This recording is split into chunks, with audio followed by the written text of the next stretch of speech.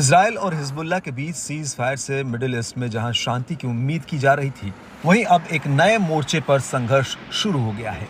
जी हां, सीरिया एक बार फिर जल रहा है, धमाकों की गूंज से दहल रहा है, एक बार फिर हवाई हमलों की मार झेल रहा है। दो गुटों के बीच तीखी झड़प से सीरिया में बड़े पैमाने पर हिंसा भड़क उठी। एक पूरा शहर बारूदी खंडहर बन गया। सीरिया के दूसरे सबसे बड़े शहर अलेप्पो पर अमेरिका और तुर्की समर्थित विद्रोही गुटों ने कब्जा कर लिया है। इस्लामी समूह हयात तहरीर अल शाम यानी HTS ने रूस और ईरान समर्थित बशर अल असद की सत्ता के खिलाफ आर पार की लड़ाई छेड़ी है। अब हमलावर हमा की ओर बढ़ रहे हैं। इससे मिडिल ईस्ट में नया संकट खड़ा हो गया है। हाल ही में विद्रोहियों ने अपने हमलों को धार देनी शुरू की। इस आक्रामकता ने अब मिडिल ईस्ट में एक और बड़े जंग की संभावनाएं तेज कर दी हैं। बताया जाता है कि बशर अल असद की सरकार के पास अलेप्पो का एक ही हिस्सा बचा है। पिछले हफ्ते तक जो इलाके असद की सेना के कंट्रोल में थे, वो अब विद्रोहियों के अधिकार में हैं।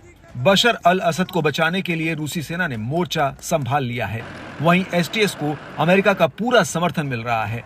इससे जंगी मैदान बने सीरिया में अब दो महाशक्तियां आमने सामने टक्कर दे रही हैं। माना जा रहा है कि ये लड़ाई एक बार फिर सीरिया को उसी पुराने दौर में ले जा रही है जब पूरा देश जंगी आग में धधक रहा था। खास बात है सीरिया में अमेरिका और रूस की सीधे दखलंदाजी। बताया जा रहा है कि पहला हमला तुर्की की शह पर HTS गुट ने किया था।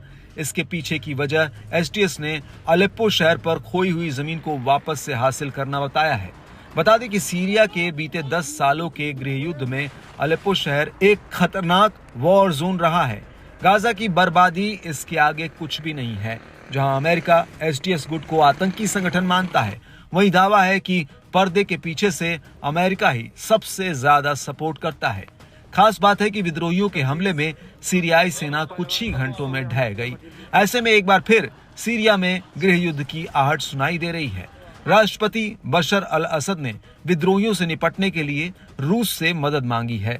इसके बाद रूस ने तुरंत हरकत में आते हुए विद्रोही गुटों के ठिकानों पर जमकर बमबारी की। रूसी सेना ने बताया कि पिछले 24 घंटे की एयर स्ट्राइक में करीब 300 विद्रोही लड़ाकों को मार गिराया गया है। वहीं अब अटकलें हैं कि ईरान और उसके प्रॉक्सी गुट भी सीरिया में कूद सकते हैं।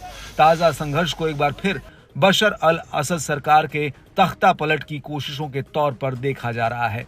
बताया जाता है कि साल 2016 में रूसी सेना ने सीरिया के कई शहरों पर जबरदस्त हमले किए थे। इससे रूस के बशर सरकार को सीरिया के प्रमुख शहरों पर कब्जा दिलाने में काफी मदद मिली थी। बता दें कि HTS को अल कायदा की तर्ज पर तैयार किया गया था। समय के साथ अब इसका लक्ष्य सत्ता हासिल करना है। विद्रोही असद को एक तानाशाह मानते हैं। ऐसे में इस युद्ध में कई ताकतवर देश भी शामिल हो चुके हैं और बड़े स्तर पर तबाही की आशंका बनने लगी है।